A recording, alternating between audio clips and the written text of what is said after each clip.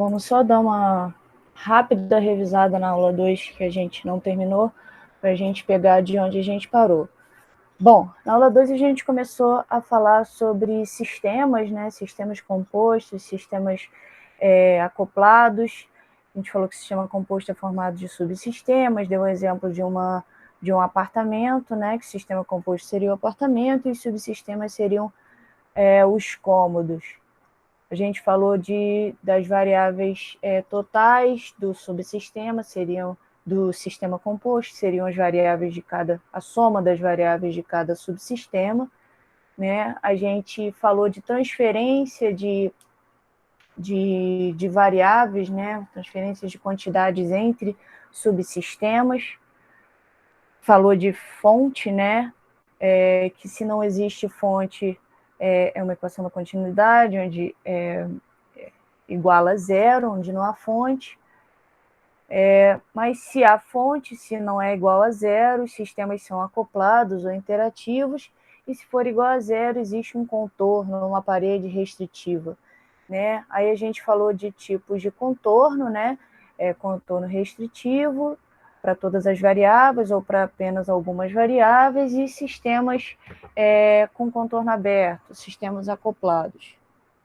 A gente falou de sistemas em cascatas, né, em que a saída de uma propriedade é a entrada dessa propriedade para o próximo subsistema, então um alimenta o outro em forma de cascata. A gente falou de outras variáveis que são independentes dessas variáveis, dessas propriedades aditivas que a gente estava vendo inicialmente, e que elas são definidas em uma dada localização, em um dado momento, que variam ao longo do tempo, definem um campo no domínio do sistema a cada tempo. Então, a gente deu exemplo de um campo global de temperatura da superfície do ar numa série anual climatológica. Finalmente, a gente falou da definição do sistema climático propriamente dito e dos 5 componentes principais, né? Que esses componentes interagiriam como um sistema aberto, né? Então, o sistema climático é um sistema totalmente acoplado, mas fora dele ele é considerado um sistema fechado para troca de massa. Então, o sistema climático para fora, né? Ele é um sistema com contorno restrito para massa, para troca de massa, mas como ele recebe radiação e emite onda, né? Recebe onda curta pela radiação solar e emite onda longa, ele é um contorno aberto para troca de calor. E que os subsistemas, né, os componentes do sistema climático, eles se organizam em um sistema de cascata. Então, se eu evaporo água da hidrosfera, essa água vai alimentar a atmosfera, por exemplo. A gente falou alguns processos, né, e uma visão do sistema climático como todo, e começou a falar de cada componente individualmente. A gente falou da atmosfera, né, dos componentes, da estratificação, falou da hidrosfera, por quem ela é formada, que os oceanos são os principais componentes, falou da importância do oceano para a manutenção do clima, por conta da razão, continente oceânico, da capacidade térmica.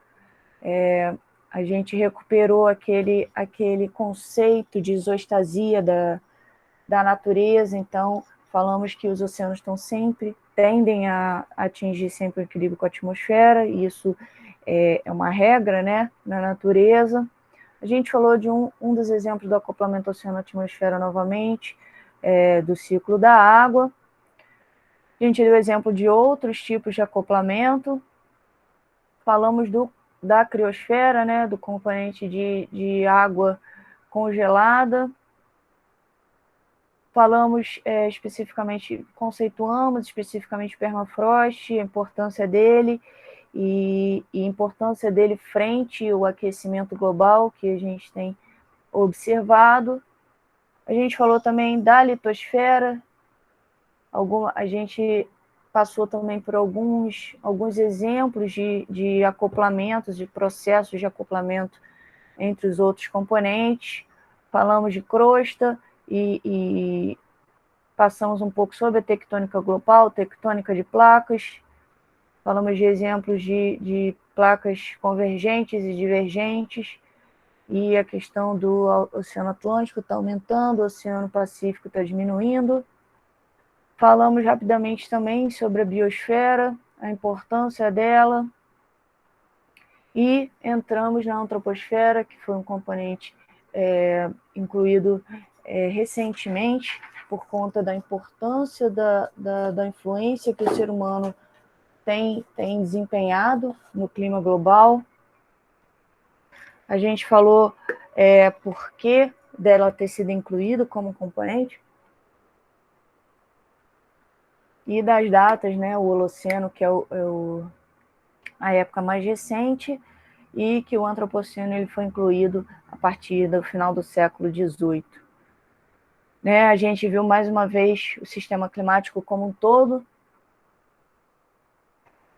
e algumas interações, já as atividades humanas aqui, algumas interações entre os diversos componentes do sistema climático, e a gente terminou falando de processos e escalas temporais e espaciais. Vimos que dentro de um mesmo componente, os processos podem ter escalas temporais e espaciais extremamente distintas,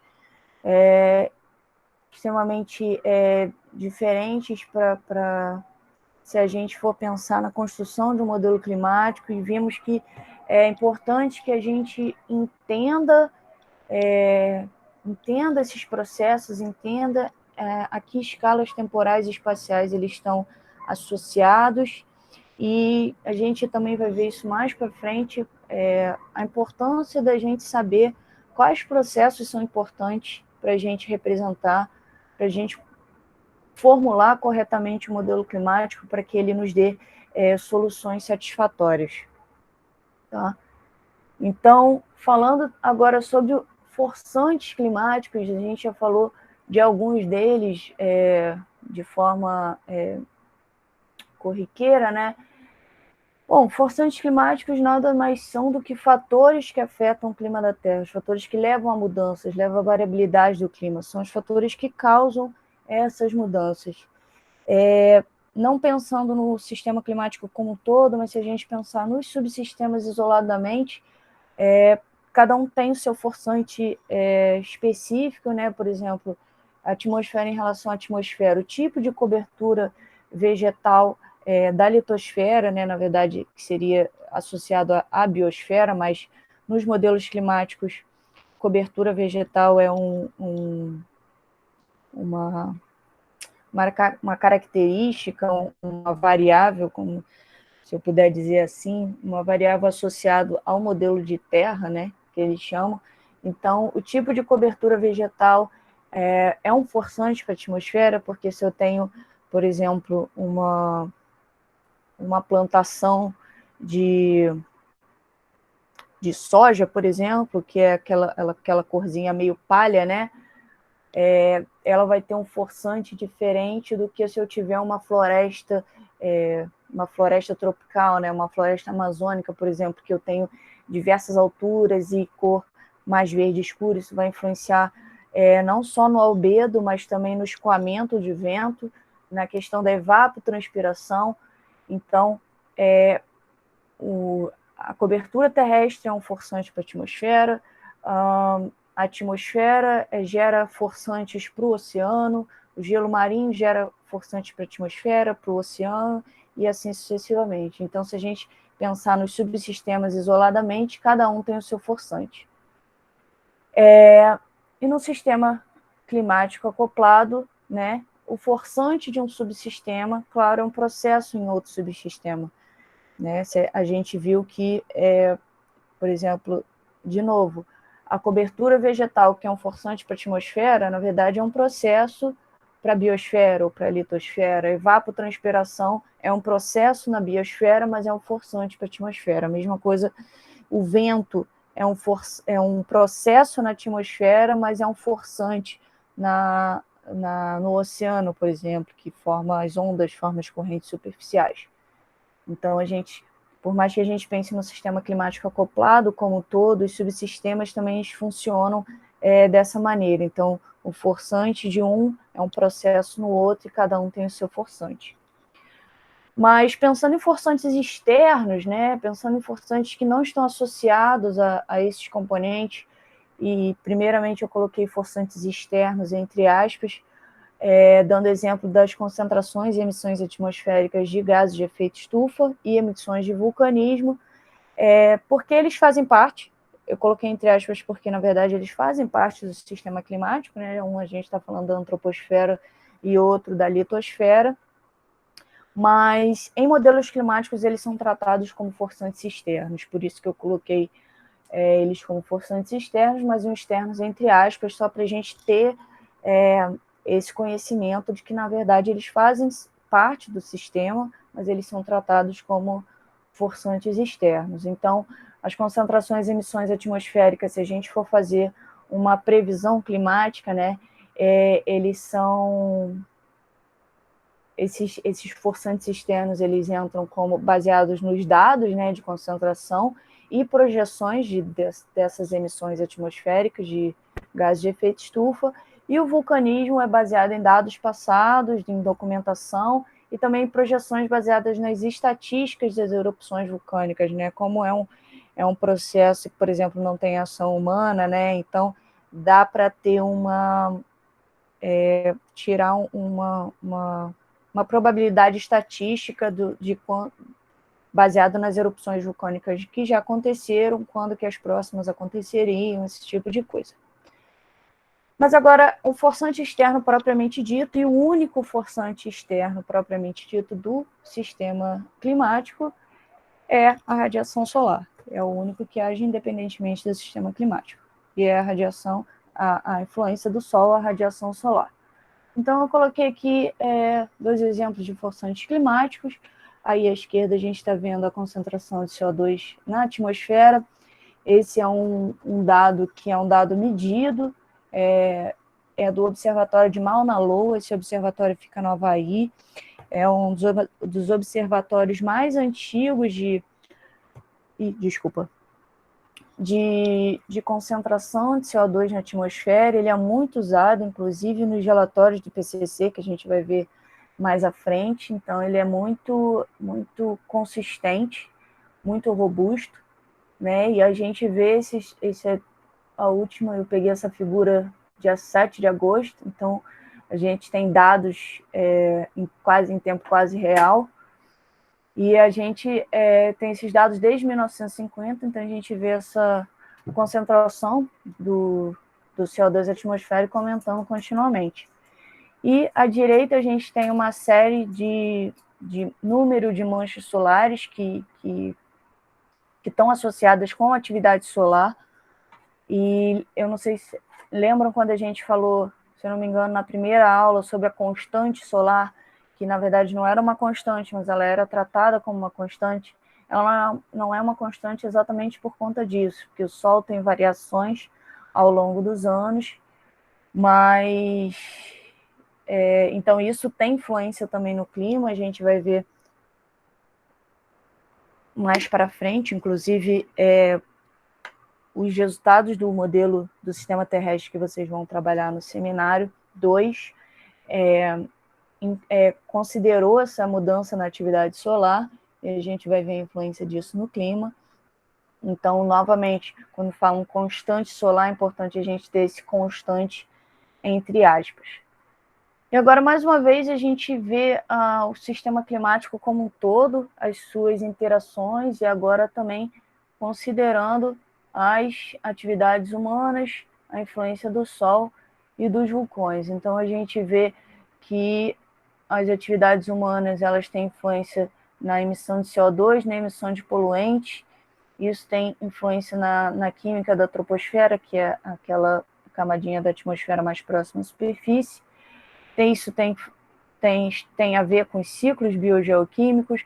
A influência humana também está associada a mudanças no uso de solo. Então, quando eu degrado eu desmato uma floresta e coloco uma plantação, né? Ou eu degrado, desmato uma floresta para fazer criação de gado, então eu mudo essa cobertura vegetal, eu mudo o albedo, eu mudo o vento, então essa mudança no uso de solo, ela tem influência, tem impacto no sistema climático, e isso vai impactar eventualmente todo um sistema climático. A gente viu que é uma coisa só, o sistema climático é uma coisa só, então se eu impacto um sistema, se vai, esse processo impactado, esse processo, essa mudança de processo, ela vai ser transferida para os outros componentes do sistema climático,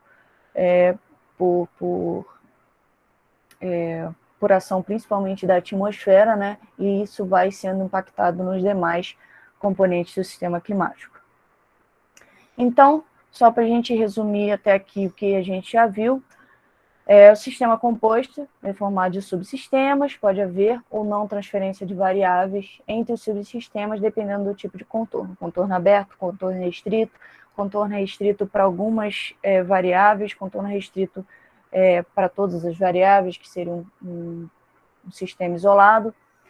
Existem variáveis aditivas, que são a massa, o momento, e variáveis independentes, que independentes exatamente porque elas independem dessas variáveis aditivas, por exemplo, a temperatura, a pressão, e essas variáveis independentes possuem um campo, definem um campo a cada tempo, né? A gente viu novamente que o sistema climático é formado por 5 grandes subsistemas, e depois a gente adicionou a antroposfera, e ele é considerado um sistema em cascata com contorno aberto. A gente definiu cada subsistema, definiu a importância deles, os exemplos dos processos, exemplos de alguns processos, existem dezenas de processos em cada componente, tá? A gente definiu a antroposfera, o antropoceno e o porquê de existirem. A gente tentou entender o sistema climático como um todo, né? Suas diversas interações e feedbacks, demos alguns exemplos, né? O sistema climático é formado por feedbacks positivos e negativos. O que é isso? São sistemas de retroalimentação.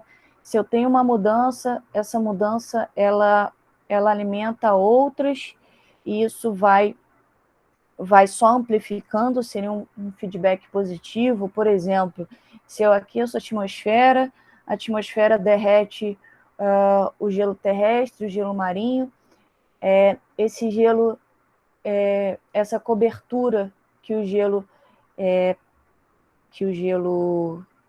estava por cima, por exemplo, seja o oceano no gelo marinho, ou seja uma montanha, eu vou ter alteração de albedo, então ali eu reflito menos energia, porque o meu albedo agora diminuiu, que era gelo branco, agora é montanha, oceano, então é uma superfície mais escura, então eu absorvo mais energia. Isso promove maior aquecimento da atmosfera, que vai promover maior degelo. Ou eu tenho um feedback negativo, que a mudança de vai acarretar no interrompimento dessa mudança. Tá? A gente viu que cada processo dentro dos componentes do sistema climático tem escalas temporais e espaciais específicas e diferentes, e entendê-las é importante para a formulação de modelos climáticos. Entre os componentes, essas escalas também são diferentes, né? E, assim, a gente tem que pensar nisso quando a gente estiver tratando e vendo modelos climáticos. Nem sempre os componentes podem estar em equilíbrio entre si e até internamente, exatamente porque as escalas temporais e espaciais dos processos são extremamente diferentes. Os forçantes são os condutores de mudança do clima, né? A gente vê alguns forçantes, entre aspas, externos, mas o único forçante externo é o Sol. E também que esses forçantes externos, entre aspas, que seriam as influências humanas, os efeitos de vulcanismo, são tratados como forçantes nos modelos climáticos. Tudo bem até aí, gente? Tudo sim, Lívia. Deixa eu...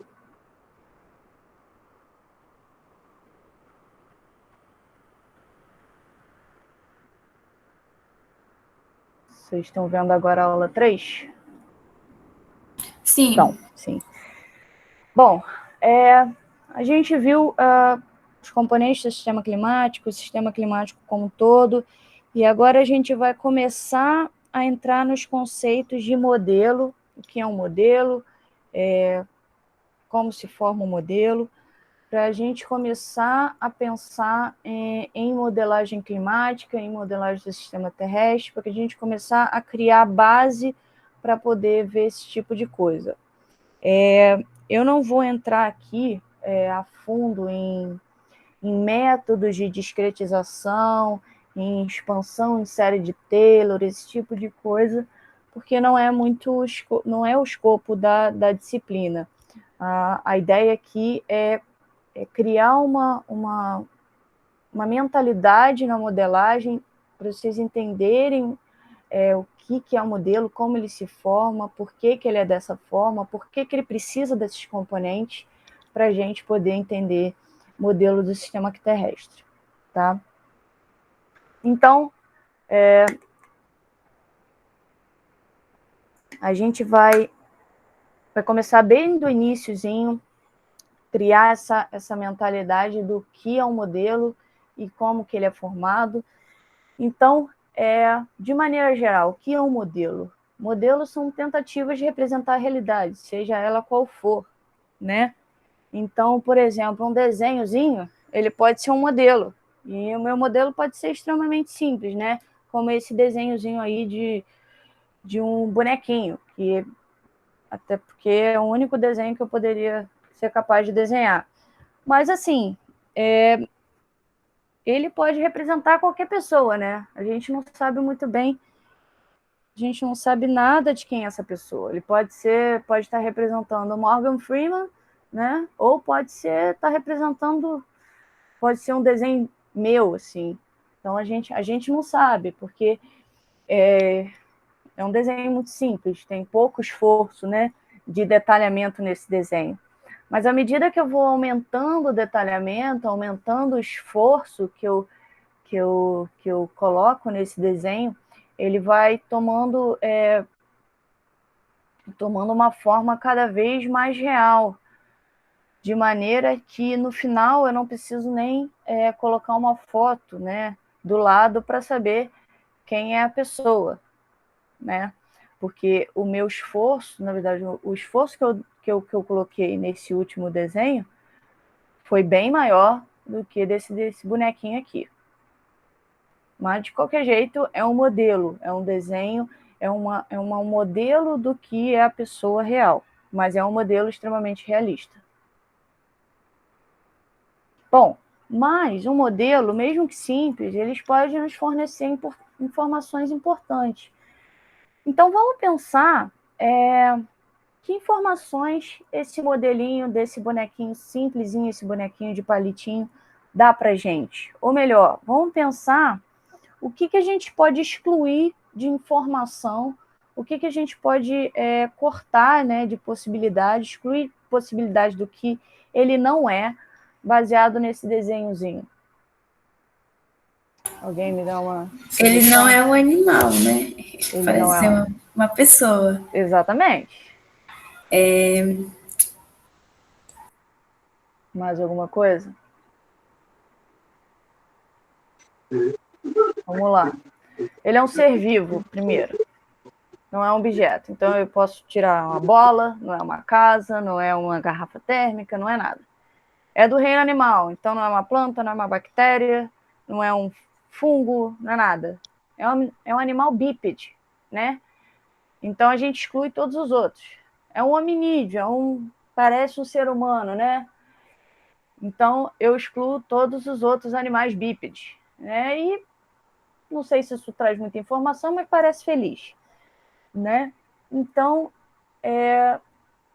das 8,7 milhões de espécies que existem no mundo, fora os objetos, que eu não coloquei, nosso modelo nos permitiu convergir para uma única espécie, tá?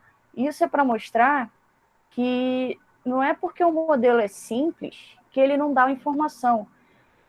Dependendo da informação que eu quero, um modelo simples me basta, tá? Então, a gente sempre tem que pensar, quando a gente vai utilizar um modelo, quando a gente vai configurar um modelo, em que informação que eu quero tirar, né? O que eu quero extrair, o que eu quero representar. De repente, eu não preciso de um modelo global, resolvendo todos os processos de um em um segundo. Eu não preciso. Se eu quero uma coisa mais restrita, se eu quero uma coisa que acontece numa escala temporal e espacial maior, por que eu vou gastar tempo computacional, que a gente vai ver mais para frente, para fazer um modelo gigante que leva, sei lá, 3 meses para terminar uma simulação, se o que eu quero pode ser obtido de maneira muito mais rápida e muito mais simples. Então, a gente tem que sempre pensar no que a gente quer extrair de informação do nosso modelo para que a gente não faça trabalho à toa, né? Para que a gente não gere trabalho à toa. Então, mesmo o modelo simples, ele pode nos fornecer informações importantes. Tá? Lívia, é Oi? uma dúvida. Pode falar. Sobre, de acordo com o objetivo do que a gente vai querer que o modelo nos responda. E se eu não souber muito bem quais interações a minha variável faz? Não, desculpa, na verdade a gente já tem que saber quais interações que ela tem, né? Sim, Que aí a partir importante. daí eu vou saber em que tamanho posso fazer as rodadas, né, do modelo e tal. Com certeza, a gente tem que entender o nosso processo antes de fazer um modelo, configurar um modelo para representar esse processo, porque se eu não conheço o processo, se eu não sei quais as escalas temporais, espaciais, como é normalmente a comportamento daquele processo, como é que eu vou saber como configurar um modelo? Como é que eu vou saber se o modelo está me dando uma informação precisa, consistente, ou se ele está me dando, sei lá, se eu pedir para ele me dar quantidade de círculos e ele me dá a quantidade de triângulos. Se eu não conheço o meu processo, eu não vou saber se o que ele está me dando é uma coisa consistente, se o que ele está simulando é uma coisa consistente, entende? Então, a gente tem que conhecer muito do nosso processo antes da gente partir para a parte para a modelagem. Faz sentido isso? Sim, sim. Beleza. Respondi a sua pergunta? Respondeu. Beleza. Então, vamos lá. Então, falando de modelos preditivos, em geral, são ferramentas ou modelos matemáticos que geram uma previsão, tá? Simples assim. Se a gente pensar assim, um pouco fora da nossa caixinha, né, de modelagem atmosférica, oceânica, modelagem climática, modelos preditivos eles estão inseridos no nosso cotidiano. Eles estão, por exemplo, no Google, quando ele faz uma análise e te sugere, de acordo com a sua busca, te sugere alguns resultados, né?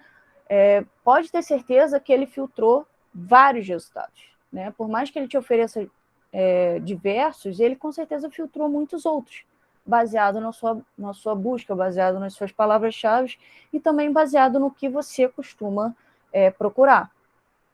Companhias de cartões de crédito, eles usam esse tipo de modelo para buscar fraudes, tá? Então, por exemplo, não sei se vocês já tiveram essa experiência antes dessa era de aplicativos de banco. Antigamente, poucos anos atrás, não tinha muito isso, né? Então, um dia eu estava indo para o trabalho e o meu banco me ligou. Olha, Lívia, dona Lívia, né? A gente identificou uma compra que não é muito característica sua, uma compra nessa loja, disso, com tal valor. Foi a senhora que comprou? Falei, não. Então provavelmente seu cartão foi clonado, a gente vai bloquear seu cartão agora e vai te enviar outro.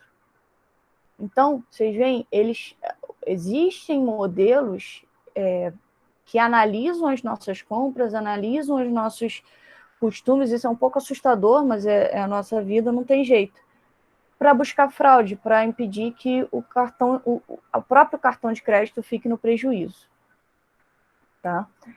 E também, como não pode faltar, o Netflix faz isso, né? Quando ele te manda e-mail ou te manda notificação dizendo, olha, achamos que você vai gostar dessa série, achamos que você vai gostar desse filme, é baseado no que você vê, é baseado no que você procura.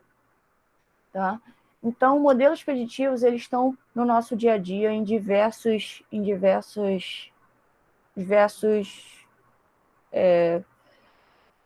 pontos do nosso cotidiano, né? Mas sempre, né? Algumas vezes esses tipos de modelos ou ferramentas, eles falham nas suas previsões, né? Muitas vezes porque eles não consideram algumas complexidades do sistema. Isso é normal, né? Quantas vezes você já não procurou uma coisa no Google, o Google te deu uma coisa completamente diferente, né? Ou Netflix mesmo. Achamos que você vai gostar dessa série, não tem nada a ver com você. Às vezes tem, mas às vezes não tem. Porque existem algumas complexidades no sistema que eles não consideram ou não conseguem considerar. E isso não é diferente para os nossos modelos geofísicos. Existem basicamente dois tipos de modelos, tá? Os modelos estatísticos, que são baseados em regressões, em tendência linear, em machine learning, né, que é a aprendizagem de máquina. Esse tipo de modelo, eles tentam representar o comportamento e característica de uma série temporal que se deseja prever.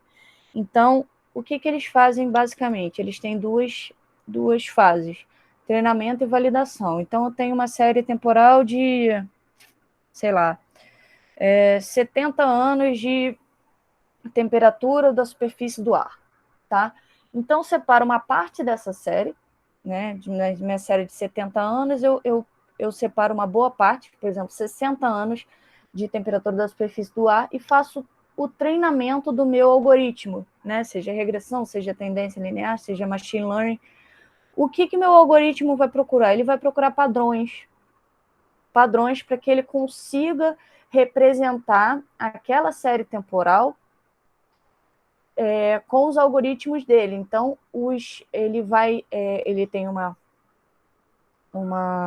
equações, né, dele, mas alguns pesos, alguns componentes, ele vai ajustando de acordo com a minha série. E aí, uma vez que ele consiga ajustar essa equação, eu uso últimos 10 anos de dados, né, para gerar uma validação. Então, eu uso aqueles algoritmos que ele treinou, que ele consolidou junto com a minha série de dados e peço para ele fazer uma previsão para os próximos 10 anos e comparo com os meus 10 anos. Então, essa seria a validação e é assim que, basicamente, os modelos estatísticos eles funcionam. E a gente tem modelos matemáticos, por exemplo, modelos de tempo, como o WRF, o GFS, modelos hidrológicos, como o SMAP, que utilizam a precipitação, a chuva, para gerar vazão de rio, e modelos climáticos modelos climáticos e do sistema terrestre, como o Climate Model, do GFDL, o SESM, que é o que a gente vai trabalhar do NICAR, entre outros. Esse tipo de modelo descreve fenômenos por meio das equações, tá? E dentre esses modelos matemáticos, a gente vai se concentrar nos modelos do sistema terrestre. Bom, Lívia, então, oi, pode só falar. um parênteses. Você acha que os modelos matemáticos, eles, digamos, erram mais do que os modelos estatísticos? Por serem equações e não utilizar uma série temporal muito longa, como os estatísticos? Então, de novo, vale muito do que você quer representar. Os modelos matemáticos, eles descrevem fenômenos muito mais complexos, né? Uma coisa é eu tentar prever só qual vai ser a minha temperatura do ar, né, para a próxima uma semana. Outra coisa é eu considerar toda a dinâmica atmosférica e, a partir de toda a dinâmica atmosférica, ventos e evapotranspiração e precipitação, eu tentar gerar uma previsão do tempo, né? Então, os modelos estatísticos, eles geralmente são mais simples, eu não consigo, pelo menos eu não conheço, um modelo estatístico, de, por exemplo, regressão, para gerar uma previsão completa do tempo. Tá? Normalmente eles são para coisas mais pontuais, pelo que eu conheço. Mas, claro, normalmente, quanto mais complexidade você coloca no sistema, mais complicado ficam dos modelos preverem. E por isso, modelos matemáticos normalmente são muito mais robustos e demandam um poder computacional muito maior. Entendi. Tá bom? Mas vamos lá. Vamos pensar como seria a elaboração de um modelo de forma um pouco simplificada nesse momento. Por exemplo, eu tenho um processo físico qualquer, né? Por exemplo, uma onda. Essa onda, eu tento representar esse processo físico, a natureza, em forma de equações, né? Que seria a minha formulação matemática. E aí eu utilizo métodos numéricos, que a gente vai abordar mais para frente, para gerar a minha formulação numérica. E aí o meu computador ele vai resolver essa formulação numérica. Isso é parte do código do WaveWatch 3, que é um modelo de ondas que está dentro do SESMA. Tá? Então, esse realmente é um modelo, é uma formulação numérica de um modelo de ondas. Então, de forma simplificada, esses são os passos para a elaboração de um modelo. Eu pego um problema físico, eu pego uma representação de um fenômeno na natureza, eu faço uma formulação matemática desse fenômeno, eu represento esse fenômeno com equações e aplico métodos numéricos, e aí eu faço uma formulação numérica e resolvo esse modelo. Muito simples? Mais ou menos. Bom, vamos dar um exemplo um pouco mais real de como isso funciona. Por exemplo, eu tenho um corredor numa pista aí de extensão de 270 metros, tá? O meu T inicial é 0, o meu S inicial, a minha posição inicial é 0, e eu quero a posição dele de 10 em 10 segundos. Então, o meu ΔT é 10 segundos. E a velocidade dele, média, é de 9 metros por segundo. Naturalmente, meu primeiro ΔT, meus primeiros 10 segundos, ele vai percorrer 90 metros, depois 180 metros, e ele vai chegar no fim da pista depois de 30 segundos. Se eu tiver essa mesma pista, mas com um senhorzinho, com as mesmas condições, meu T inicial é 0, meu S inicial é 0, meu ΔT é de 10 segundos, mas a velocidade de deslocamento dele é 3 vezes menor do que o meu corredor. Naturalmente, ele vai levar 3 vezes mais tempo. Né? O que eu quero mostrar com isso? Isso, bem ou mal, a gente pode entender como se fosse o meu modelinho, né? Então, se eu sei como meu processo funciona, que é o meu corredor correndo com uma velocidade de 9 metros por segundo numa pista de 270 metros de extensão, e eu sei o meu estado inicial, que é o meu T inicial 0, minha posição inicial 0, e eu tenho um ΔT, ou seja, eu tenho um passo de tempo de 10 segundos, eu consigo determinar a evolução dele ao longo do tempo, tá? De forma simplificada, é isso. Então, só para dar um exemplo, isso é uma série temporal da temperatura do ar, temperatura em azul escuro, temperatura aparente, que seria como se fosse, que seria a sensação térmica, tá? Para o Rio de Janeiro, essa é a previsão do CPTEC, que eu peguei em dia 14, por isso que eu tenho a previsão do dia 14 ao dia 17. do WRF, que é o modelo de previsão do tempo. Por que eu coloquei esse exemplo aqui? Eu sei como a minha temperatura varia ao longo do dia, né? Eu tenho picos de temperatura mais ou menos no meio do dia, e antes e depois a minha temperatura tende a decrescer. Então, essa descrição, esse processo de como a temperatura funciona, isso está formulado nos modelos. Esse tipo de coisa é que a gente formula nos modelos, como esse processo funciona, como esse processo varia, tanto no tempo como espacialmente. Isso é uma média para a cidade do Rio de Janeiro. Mas eu tenho essa formulação, funciona de como esse processo varia no tempo e no espaço. E esse tipo de coisa é que a gente coloca dentro dos modelos. Tá? Tudo bem até aí? Sim. Sim. Beleza. Então, vamos falar de alguns tipos de modelagem, né? Por exemplo, os hindcasts, também chamados de backtesting, são simulações utilizadas para testar um modelo. Por exemplo, a gente faz simulações de períodos passados e compara com dados medidos para validação do modelo. Tá?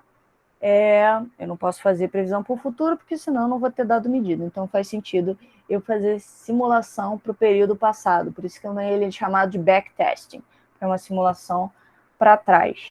Eles também podem ser utilizados para reproduzir fenômenos de interesse. Eu vou dar alguns exemplos para vocês, para a gente entender isso de forma melhor. Por exemplo, esse é um hindcast do SESM, que é um modelo do Sistema Terrestre do NK, tá? Para o período de 1979 a 2005. Então, essa figura é uma média climatológica desse período, né? A gente viu nas primeiras aulas o que isso significa. Então, uma média desse período. Na esquerda está a figura de precipitação e na direita o vento zonal, que é o vento de leste a oeste. Por que isso foi feito, né? Por que esse hindcast foi feito? Esse hindcast pode ser utilizado para avaliar a sanidade do modelo, comparando com dados medidos e reanálises. Então, eu pego dados medidos e comparo para ver se o modelo está representando as minhas médias de forma correta, se ele está representando, por exemplo, se fosse uma variação diária da temperatura, se ele está representando as maiores temperaturas ou as menores, se a gente for pensar numa coisa anual, se ele está representando maiores temperaturas no verão e menores no inverno, ou precipitação, a gente também tem sazonalidade de precipitação, se ele está representando aqui a minha zecite, se ele está representando aqui o meu vento de oeste, bem mais intenso aqui no sul do que aqui no norte, porque aqui no norte eu tenho mais continente, e aqui no sul eu tenho uma pista maior de oceano, uma pista sem continentes, então meus ventos de oeste aqui no sul tendem a ser mais intensos. Então, eu comparo os meus resultados de modelo com dados medidos, eu comparo com o que a gente conhece de climatologia, a gente às vezes também usa dados, né, de literatura, de autores que fizeram também climatologias com outros modelos e que valores que eles obtiveram, qual climatologia que eles obtiveram e comparar com os nossos. E, além disso, a gente pode utilizar hindcasts para validar o modelo como parâmetro de controle. Por exemplo, eu fiz o meu hindcast aí de 1979 para 2005, comparei ele com dados medidos, com reanálise, ele está beleza, meu modelo está representando a minha climatologia, ele está representando a minha sazonalidade de maneira consistente, ele está representando as variações latitudinais, longitudinais de maneira correta, beleza, eu uso ele como parâmetro de controle para, por exemplo, uma previsão para, por exemplo, uma projeção climática, para uma previsão para o futuro. Então, para saber o que mudou, né? Por exemplo, eu tenho esse meu handcast, essa minha climatologia. E aí vamos pensar que eu quero agora alterar o vento, né? Eu quero colocar menos vento aqui nessa região sul. E aí eu faço uma outra simulação, e aí eu uso essa simulação, essa simulação para identificar que mudanças eu tive comparando com essa minha climatologia, comparando com o meu parâmetro de controle. E aí eu faço as minhas anomalias e vejo o que está diferente. Tá? Um outro objetivo que os handcasts podem ser usados também, que são para reproduzir fenômenos de interesse. Então, por exemplo, esse foi um exemplo de uma simulação de um temporal na cidade do Rio de Janeiro, 15 de fevereiro de 2018. Isso foi de uma palestra da professora Claudine, na UFRJ, no congresso que eu fui. Então, eles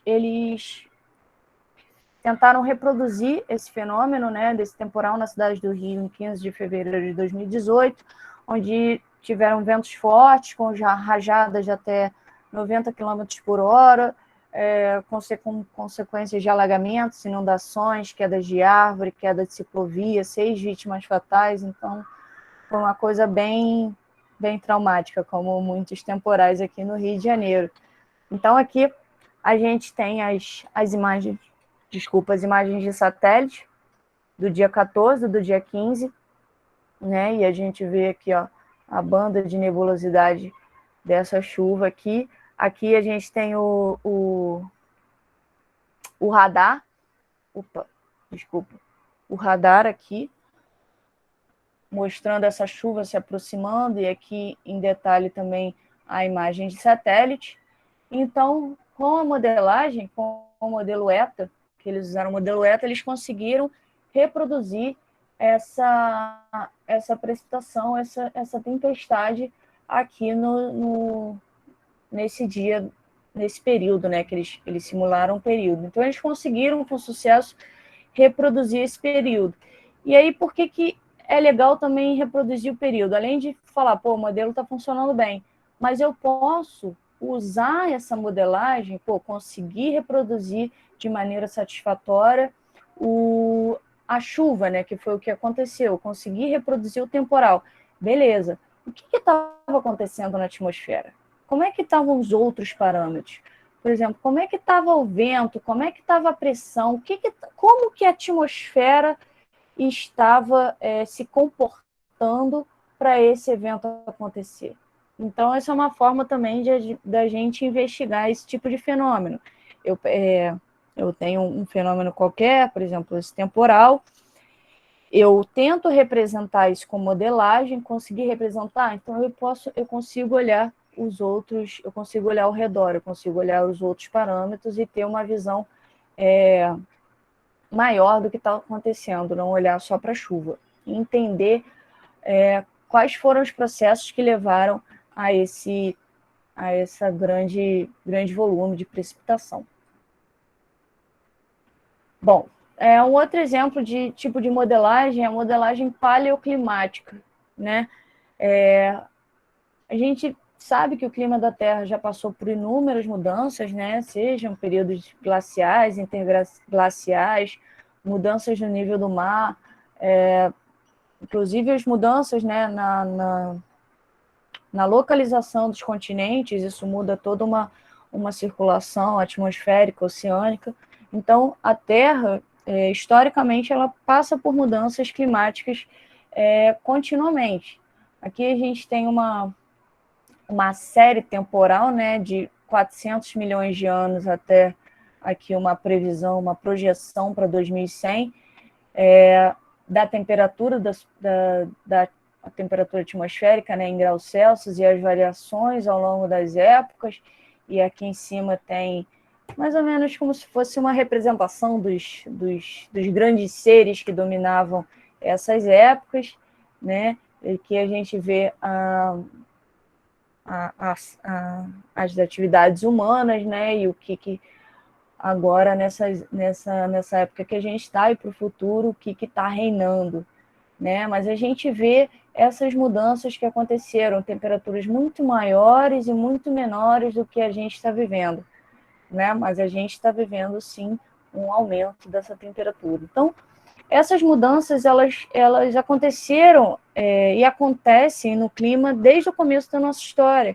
E muitas vezes entender como que essas mudanças aconteceram, o que aconteceu durante essas mudanças, é importante para a gente poder ter subsídios para entender o que as mudanças do futuro podem nos trazer, tá? A gente falou nas aulas passadas de paleoindicadores, né? Eles são extremamente importantes, extremamente úteis para a gente entender a história do nosso clima, a história da Terra, mas muitas vezes eles podem ser incompletos, né? E também particular de determinados locais. Às vezes eu tenho paleoindicadores só na região nordeste dos Estados Unidos, ou testemunhos de gelo só em altas latitudes. Então, isso pode ser... A gente não tem muitas vezes a figura completa, né?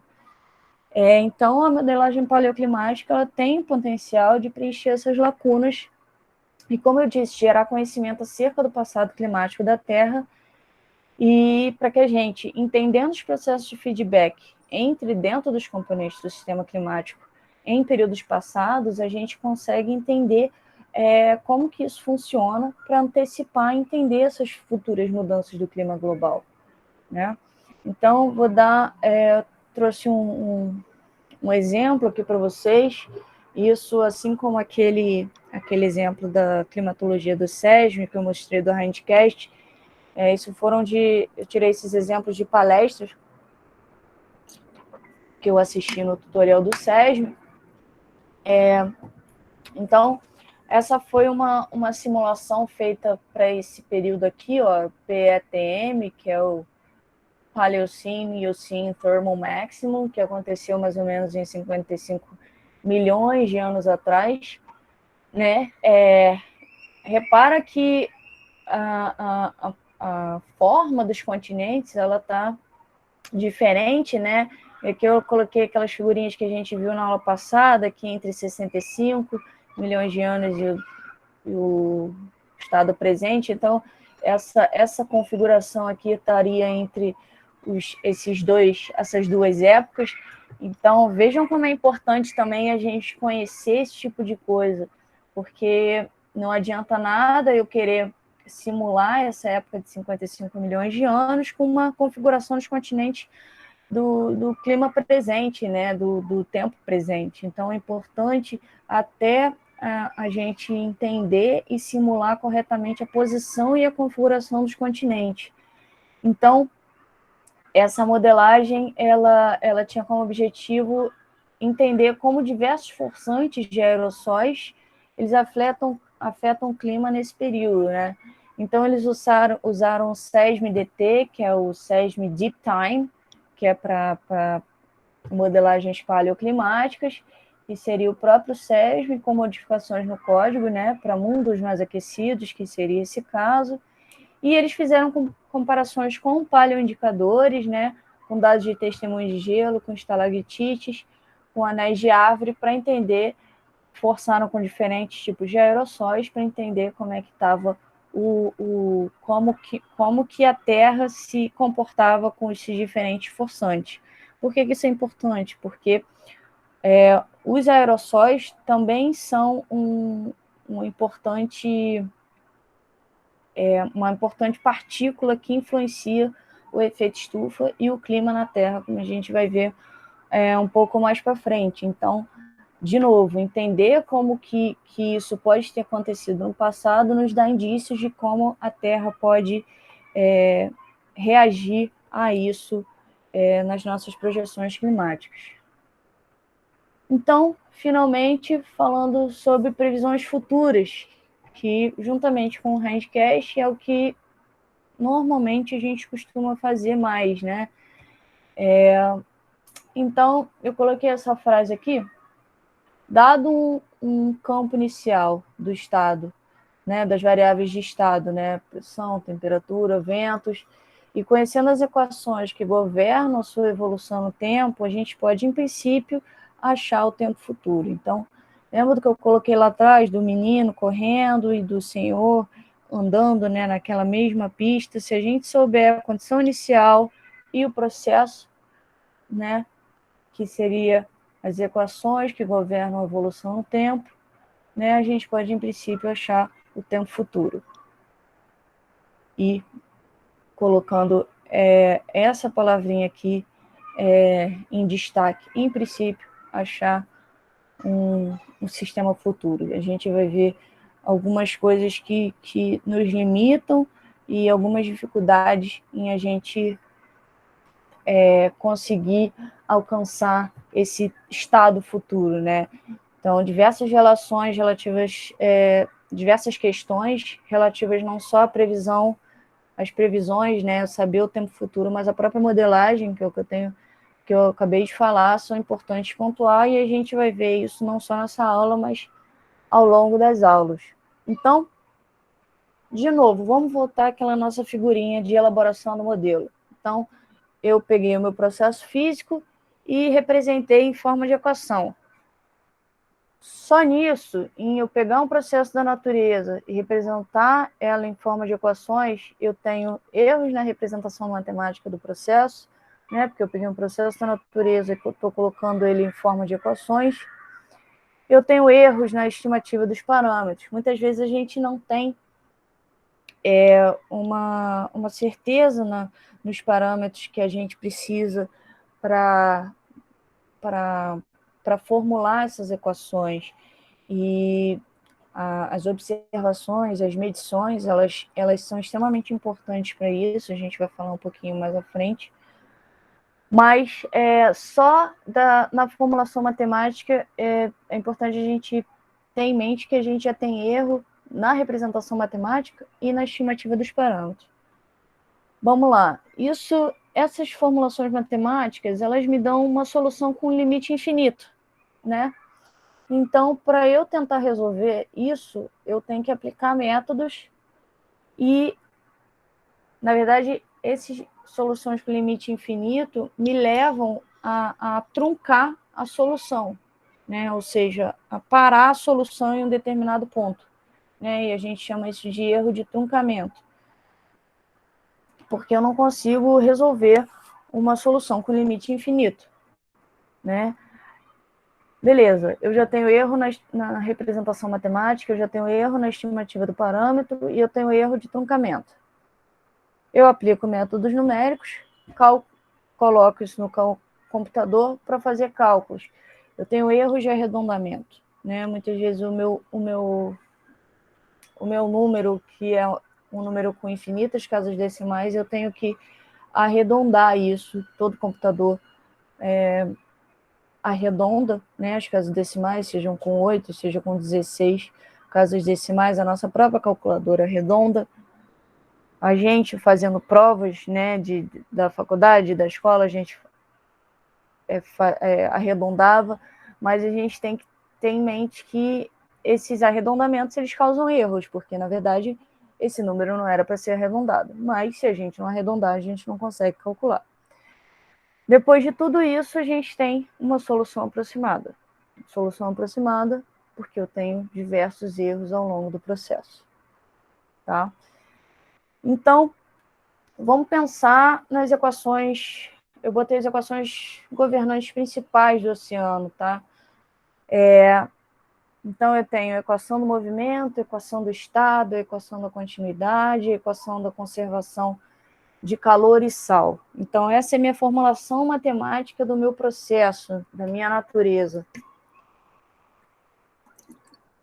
Lembrando que eu já tenho diversos erros embutidos só nessa formulação matemática. A gente, antigamente, esses modelos, né, na verdade, esses processos, eles eram eles eram calculados a partir dessas soluções matemáticas, dessas formulações matemáticas, né, que eram chamados de modelos matemáticos analíticos, né? Existiam as representações matemáticas dos processos e as pessoas calculavam e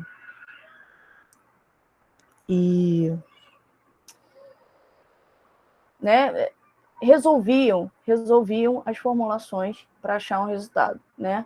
E isso era feito por muito tempo, isso foi feito por muito tempo para estudar e representar os aspectos, importantes aspectos, né, associados com a dinâmica atmosférica e oceânica, né? E apesar de apresentar resultados razoáveis, via-se que as intensidades das variáveis que eram encontradas pelas soluções das formulações matemáticas diretas eram muito diferentes dos fatores, dos valores observados, né? E por quê? Porque para a gente solucionar essa formulação matemática na mão, né, que a gente chama, a gente tem que aplicar diversas simplificações dessas equações que eu mostrei para vocês. Por exemplo, uma dessas simplificações era excluir termos não lineares, que são termos importantíssimos para esses processos. Então, por conta disso, as soluções ficavam aquém das soluções que teriam sido encontradas se esses termos fossem considerados. Então, a partir da segunda metade do século XX, foram criados métodos numéricos, né? Métodos numéricos para serem aplicados nessas formulações matemáticas. Além disso, com o desenvolvimento de computadores, né, com o aumento do poder computacional, foi possível não só incluir esses termos lineares, mas também colocar maior complexidade no sistema, por exemplo, geometria real, como a batimetria e a topografia. Isso, como vocês devem imaginar, é importantíssimo. Se eu não represento bem a topografia, por exemplo, a topografia aqui do Rio de Janeiro, que é extremamente variável, o meu vento ele vai ser muito, muito mal representado aqui, o escoamento de vento aqui no Rio de Janeiro. Então, só que sem o poder computacional, que não existia, eu não conseguia aumentar a complexidade, né? E a gente viu lá no comecinho da aula que muitas vezes aqueles modelos, tipo Netflix, o Google, eles davam valores errados, eles davam resultados errados porque eles não consideravam algumas complexidades do sistema. Então, os métodos numéricos, aliados ao desenvolvimento computacional, ele criou essa modelagem numérica de fluidos geofísicos que a gente conhece hoje. E isso proporcionou soluções muito mais aproximadas do mundo real. Então, o que o método numérico ele faz? Eu tenho um problema real físico, um problema contínuo com um número infinito de incógnitas, por exemplo. O escoamento de vento aqui no Rio de Janeiro, ou uma onda, né? Um problema para ser transformado, um problema real para ser transformado num problema numérico, que é um problema discreto com um número finito de incógnitas, a gente precisa aplicar métodos numéricos e discretizar no espaço e no tempo. E a gente vai ver cada um desses pontos. Então, eu saio do meu problema real, eu saio da minha natureza, eu saio do meu problema real físico para um problema numérico. Eu saio do mundo contínuo para o mundo discreto. Eu saio de número infinito de incógnitas para um número finito de incógnitas. Então, mesmo sem eu colocar, vocês já devem imaginar que isso traz erros. Não tem como ser de outra forma. Eu saio do problema físico, do problema real, para o problema que não é real. Né? Eu saio do mundo contínuo para um mundo discreto. Então, só de eu fazer isso, eu já coloco erros. tá? Isso é importante a gente ter em mente. Mas o que é sair do mundo contínuo para um mundo discreto? Por exemplo, quando eu vou verificar a temperatura, né? Quando a gente acha que está com febre, eu vou verificar a temperatura, né? A gente normalmente verifica embaixo da axila, né? Embaixo do braço, na axila.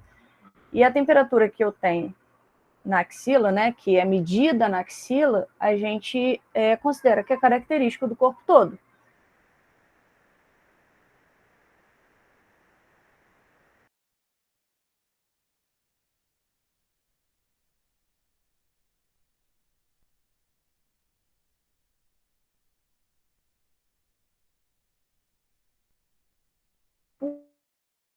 Para ver se o palitinho sai seco, né? A gente faz isso em, sei lá, 3, 4 pontos, né? E aí, se meu palitinho sai seco, eu atesto que o bolo inteiro está pronto, não só naquelas partes, mas se o meu palitinho saiu seco nos 3 ou 4 pontinhos que eu furei, eu digo que o meu bolo inteiro está pronto. A mesma coisa se eu coloco uma estação meteorológica em algum local. Os dados que essa estação mede, o vento, a temperatura, a precipitação, a umidade, eles são característicos de uma região, né? É isso que a gente chama de sair do mundo contínuo para um mundo discreto, né? A natureza, ela existe no mundo contínuo, mas para a gente resolver as equações, a gente precisa trabalhar num domínio discreto. O que é um domínio? Sair do mundo contínuo para o mundo discreto é representar o todo através de pontos. É representar o contínuo discretizando. É representar através de pontos. Por exemplo... Lívia, uma Oi, dúvida. pode falar. Voltando lá na parte do bolo, né? Que você falou que colocasse palitinho, teria a noção de que o bolo todo estaria pronto, né? Mas nessa parte do bolo, ele é um sistema fechado, né? Eu tenho controle de calor dentro do forno, não é? Mas Tem se um controle de desses calor, pontos sim. desse forno, por exemplo, se o forno tiver desequilibrado, algumas partes do bolo não vai ficar assada, diferente de outras. Aí, Exato. já no exemplo da estação meteorológica, o meu sistema ele continua sendo fechado ou eu posso considerar ele um sistema aberto, já que eu vou ter influências de outras variáveis, diferente da do bolo? A do bolo só teria influência de uma outra variável se eu abrisse Do a tampa, calor. né? Sim, A tampa entendi. dele, né? Uhum. Na verdade, a da estação meteorológica é um problema mais real, né? Mais do sistema climático real. Então, eu considero como um sistema aberto. Principalmente se eu tiver, por exemplo, um rio ou um mar ali perto, eu vou ter influência desse mar. Se eu tiver... ou se eu não tiver, se eu tiver uma floresta amazônica ali perto, eu vou ter influência disso. Então, eu vou ter influência dos outros componentes, sim. Era isso? Deixa eu entender Isso. a É sua porque eu estava pergunta. pensando quando fosse passando agora para a modelagem. O bolo ele seria uma Uhum. modelagem mais pontual e a estação seria algo mais maior, de grande amplitude? Eu teria mais na modelagem eu tenho Não mais controle nas necessariamente. previsões menores do que nas de longo período? Então, depende. E a gente vai falar isso mais para frente. Normalmente, quando Ah, você faz sim. uma modelagem mais restrita, né, que a gente chama de regional ou local, isso está mais relacionado ao que você quer representar.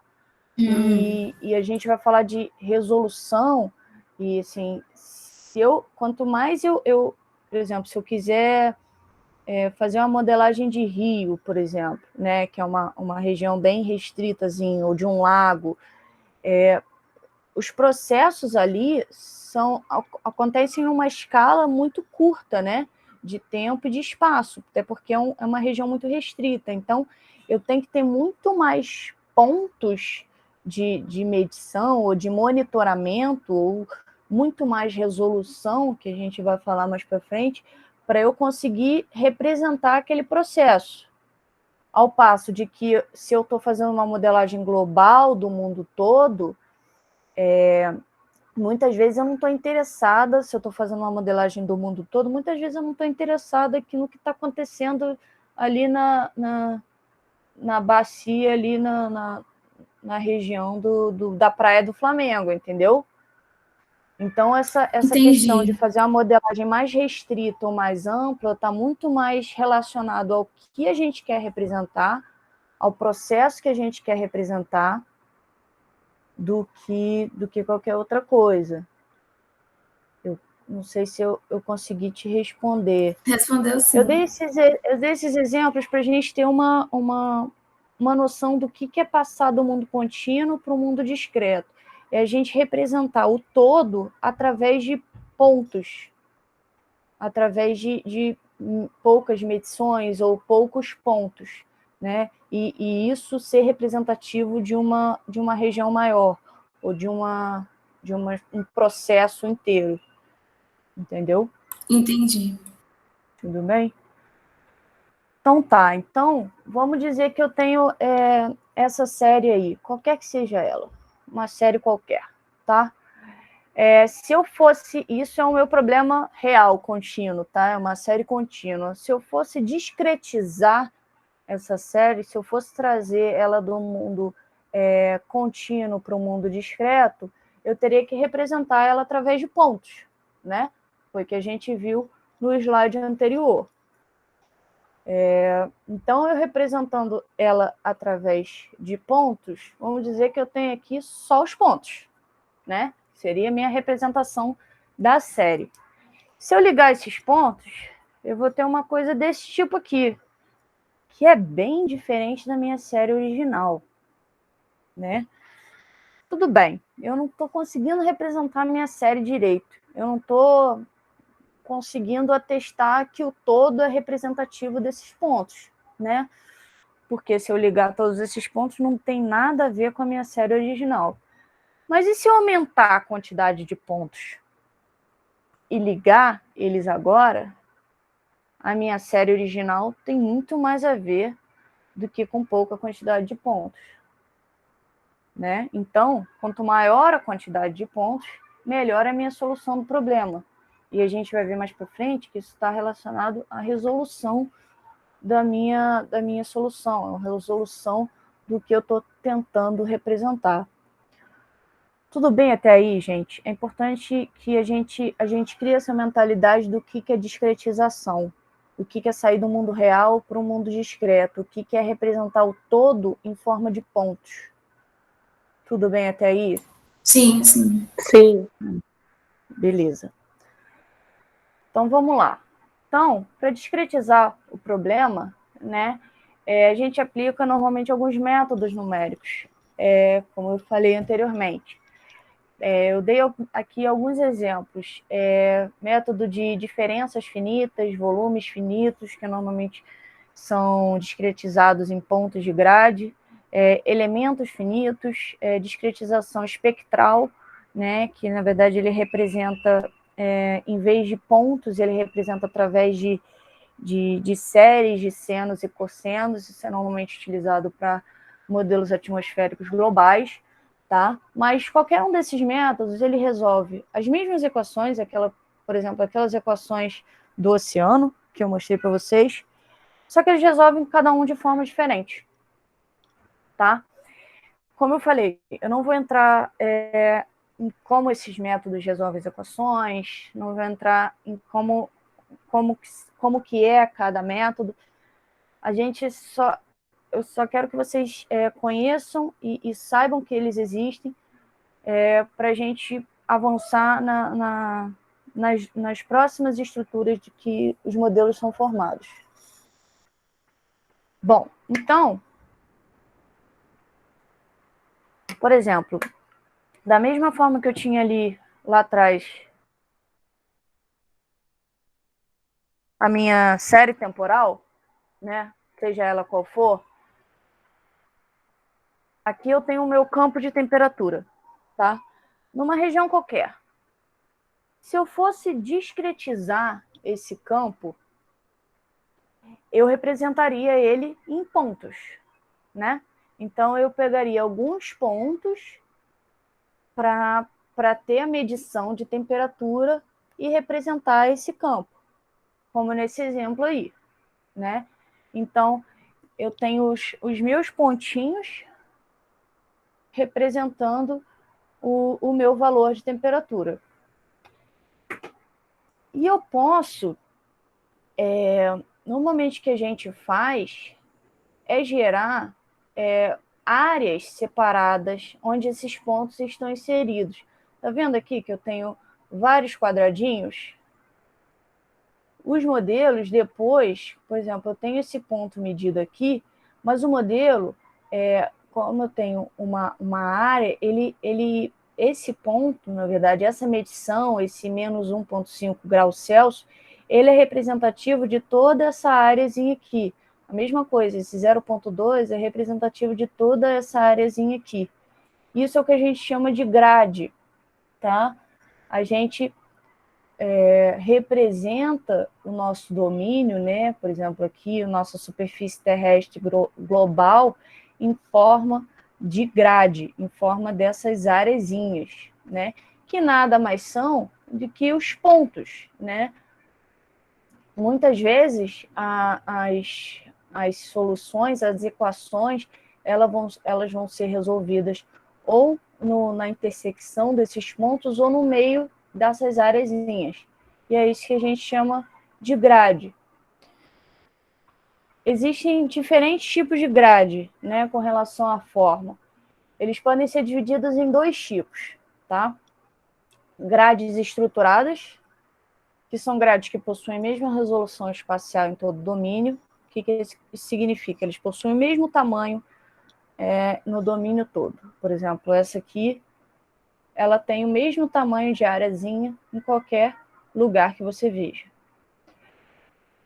Vantagem desse tipo de grade é a facilidade na implementação. É muito fácil de implementá-la numericamente e ela é mais estável numericamente, né? Ela não leva a soluções infinitas ou soluções irreais, né? Mas entre as desvantagens, para aumentar a resolução, por exemplo, próximo da borda, se eu quiser aumentar a resolução só aqui, ó, na área do Nordeste, eu preciso aumentar a resolução da grade inteira. Eu não consigo aumentar a resolução só aqui. Eu não consigo diminuir o quadradinho só nessa região aqui. Eu preciso diminuir todos os quadradinhos porque elas têm a mesma resolução espacial em todo o domínio. E, claro, se eu tenho que aumentar toda a resolução, se eu tenho que diminuir o espaço do quadradinho em toda ela, eu acabo aumentando o custo computacional. Porque, como eu disse, se eu resolvo as equações aqui nesse pontinho ou no meio da grade, se eu estou diminuindo o espaço da grade, eu estou aumentando a quantidade de pontinhos e eu estou aumentando a quantidade de quadradinhos. Então, eu tenho que resolver as equações muito mais vezes. Então, isso acaba aumentando o custo computacional. Tá? Vamos ver alguns exemplos de grade aqui. Por exemplo, essa é uma figura que eu tirei da minha tese, é a temperatura atmosférica superficial média, tá? Temperatura do ar a 2 metros, média, que isso é uma média de 500 anos do meu experimento climático, meu controle. E essa minha grade, né, que me deu um campo de temperatura média, ela tem 288 pontos aqui em longitude e 192 pontos em latitude. Então, voltando aqui, que essa figura está maior. Pensando nesses pontinhos aqui, ó, nessas intersecções da grade, eu tenho 288 aqui em longitude e 192 em latitude. Tá? Um outro exemplo é o exemplo de uma grade oceânica, que também eu tirei esse resultado aqui da minha tese. Agora, a temperatura da superfície do mar, média, né, também em 500 anos, Então, mas dessa vez eu tenho 360 pontos aqui, 180 pontos aqui em latitude. Aqui eu tinha 288 por 192. Aqui eu tenho 360 por 180. Aqui eu botei um asteriscozinho porque essa grade ela vem de uma forma diferente, que eu vou falar um pouquinho mais à frente, mas depois de eu converter ela para uma grade mais regular, ela ficou uma grade de 360 por 180. Falando agora de grades não estruturadas, que também são as chamadas de malhas, elas possuem resolução espacial variável no domínio, tá? Diferente das grades estruturadas, faz sentido que as grades não estruturadas tenham esse poder de possuir resolução variável, espacial variável ao longo do domínio. Então, por poder variar a resolução ao longo do domínio, elas conseguem um maior ajuste junto à costa. O problema que eu tinha aqui, ó, de eu não conseguir aumentar a resolução aqui, ou seja, diminuir esse espacinho, diminuir esse quadradinho só junto aqui à costa do Brasil, a costa do Nordeste do Brasil, sem ter que fazer isso na grade inteira, com as malhas ou as grades não estruturadas eu já consigo fazer. Então, não por coincidência, por conta disso, ela é ideal para regiões recortadas. E é possível ter maior resolução próximo à borda e menor no centro, né? Então, ela é muito utilizada para regiões mais regionais, para mares, rios, oceanos, porque elas se ajustam melhor à costa. Então, esses aqui são 2 exemplos de malhas, só para vocês verem como é que elas são diferentes. Aqui a gente tem, ó, tá vendo que o tamanho e a forma dos quadradinhos, né, das áreas, ela é diferente ao longo do domínio, seja para a grade aqui local, ó, aqui no meio ela tem um espaçamento maior e aqui junto à borda ela tem um espaçamento menor. Isso aqui é uma grade extremamente local, uma grade de um lago, né? Uma lagoa, eu não tenho certeza. Isso aqui já é uma grade global. Né? Esse tipo de grade, esse tipo de malha é chamada de malha adaptativa. A gente vai falar um pouquinho dela mais à frente. Então, só para dar um exemplo, esse aqui é também uma figura da minha tese. Isso aqui não é uma malha, isso aqui é uma grade. A minha tese ela foi um modelo com grade. Então, só para mostrar o problema para vocês, aqui junto à costa, eu não consigo um detalhamento muito grande, né? Então, eu tenho essas regiões em forma de escada, né, entrecortada, então eu não tenho solução, eu não tenho valor de temperatura próximo à costa, porque eu não tenho ponto de grade ali. A minha grade, ela acaba aqui, ó. Tá vendo?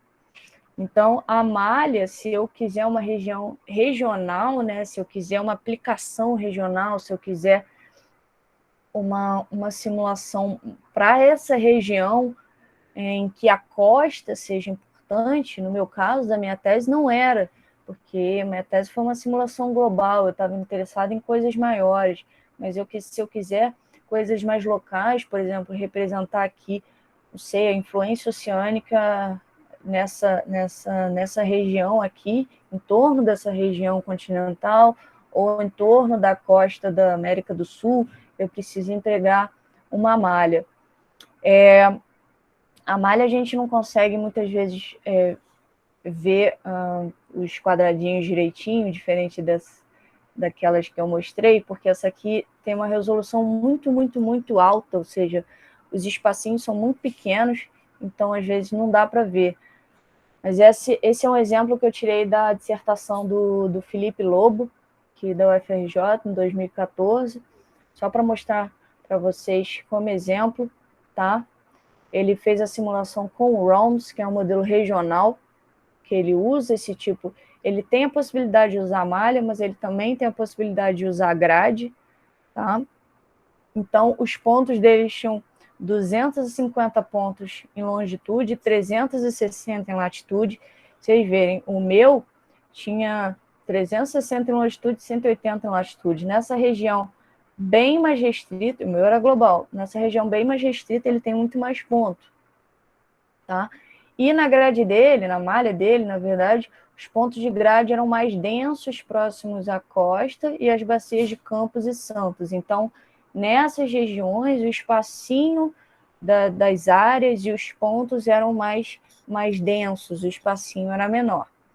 Aqui é uma figura do dx, que é isso? Do espaçamento em x, em longitude, ou seja, quanto maior o espaçamento, exatamente maior o espaço entre maior o espaço dessas areazinhas, né? E quanto mais baixo aqui, que ele falou, a próxima costa, nas regiões, nas bacias de Campos e Santos, eu tenho menor espaçamento, eu tenho os pontos de grade mais densos, mais próximos. E nessas regiões eu tenho os pontos de grade mais separados. E aqui em Y, ó, aqui bem mais denso, aqui um pouco menos denso. E aqui um exemplo de grade, de malha adaptativa. Às vezes eu falo grade, mas se é uma grade que muda a resolução, que tem uma adaptação do tamanho dos elementos, é uma malha, tá, gente? Muitas vezes a gente fala grade querendo dizer as duas coisas, mas eu vou tentar me educar aqui para não confundir vocês, tá? Essa é uma malha do MPAS, que é um modelo global atmosférico, que o MPAS quer dizer Model for Prediction Across Scales. Ele é um tipo de malha especial, na verdade ele é chamado de malha adaptativa, porque esse modelo ele é muito legal. Isso aqui eu peguei da tese do Reginaldo, né? Para os íntimos é o Regis. Essa tese não foi defendida ainda, mas ele me cedeu algumas imagens dele, porque eu queria mostrar o MPAS para vocês, tá? Esse modelo é muito legal, porque ele tem uma grade global e uma grade local no mesmo modelo, na mesma simulação. E por que isso é interessante? Porque o modelo, as equações, na verdade, os métodos, ele se adapta conforme a minha resolução vai diminuindo. Então, lembra aquela questão de eu ter uma resolução menor ou uma grade com mais espaçamento para simulações globais, porque eu estou interessado em coisas maiores? Então, todo o meu método, todas as minhas equações, elas vão ser resolvidas pensando em processos maiores. Mas o MPAS, ele se adapta conforme a malha se adapta, conforme a resolução da malha vai aumentando. Então, se eu chego aqui em resoluções de cunho de processos, de objetivos mais regionais, mais locais, o que ele vai resolver, ele também vai resolvendo coisas mais locais. O que ele não consegue resolver aqui, nessa região mais geral, ele consegue resolver aqui. Então, por isso que ele é chamado de, ele é um modelo com grade, com malha adaptativa, porque ele adapta também a solução do modelo, tá? É diferente desse tipo de modelo aqui, porque por mais que a resolução ela seja maior em alguns pontos, ele ainda continua sendo uma aplicação regional, tá? Diferente do MPAS, que é uma aplicação global que se adapta a uma região com cunho mais regional, tá? Então, esse aqui é uma malha de 90 km global, com refinamento aqui de 25 km. Então, globalmente, ela tem um espaçamento de 90 km, uma área de 90 km, e aqui ela tem uma área de 25 km, que é próxima que essa aplicação regional, ó, que está 15 km. Então, ele sai de uma aplicação extremamente global para uma aplicação regional. E o legal desse modelo é que a solução das equações ela se adapta a isso. E aqui é só um exemplo da temperatura da superfície, né? Que já é o resultado dessa malha aqui. Tá bom? E para finalizar por hoje, esse aqui também é um outro exemplo, só para mostrar que aqui não tem muita forma de ver, mas só para mostrar como que o MPAS funciona, tá? A gente tem aqui a malha global, aqui a gente tem uma região intermediária, que é essa região aqui tem as areazinhas dele, e aqui em vermelho a região mais local, em que as áreas são menorzinhas. E a malha dele se chama malha esférica centroidal de Voronoi. Tem esse nome feio e eu estudei um pouco isso, que eu ia fazer a tese com o modelo oceânico, a versão oceânica do MPAS, mas depois eu descobri que essa versão ainda não estava pronta para ser usada, mas eu já tinha estudado um monte de coisa. Estudei mais ou menos como é que essa malha se formava, e é muito legal a forma que eles fizeram, mas é bem complexo também. Mas é um modelo de grade adaptativa que está crescendo e é o futuro da modelagem global. Lívia, os pontinhos deles é diferente, né? Não é um quadrado, é tipo um hexágono, né? Não, na verdade ele não, então, ele é extremamente diferente, primeiro também porque ele não é discretizado em pontos, tá? A gente não tem pontos, tanto que aqui, ó, o Regis, quando eu pedi para ele me explicar, né, de novo, não sei o quê, ele falou, não, ele não tem pontos, ele tem área, então ele não tem diferente desse daqui, que tem pontos, né, diferente deixa eu voltar aqui, do meu também, que tinham pontos, né, e uma região em volta desses pontos, o MPAS, ele tem área, peraí, fui demais, são as áreas dentro de cada célula, entendeu? E é assim que se define a resolução, né, o tamanho dessas áreas, ele não tem pontos. Legal. E, gente, eu vou precisar finalizar agora, como eu tinha falado, eu tenho que levar minha mãe no médico, e aí a gente pega de novo na quinta-feira, e aí vai ficar até um pouco mais do que 11h30. Tá bom? Ok. Ok. Qualquer dúvida, se vocês tiverem qualquer dúvida sobre a aula de hoje, a gente retoma isso na quinta-feira. Tudo bem? Certo. Ok. Obrigada, meninas, pela Tudo bem, atenção. obrigada, Marco, pode Lívia. terminar de gravar. Tchau, tchau. Tchau.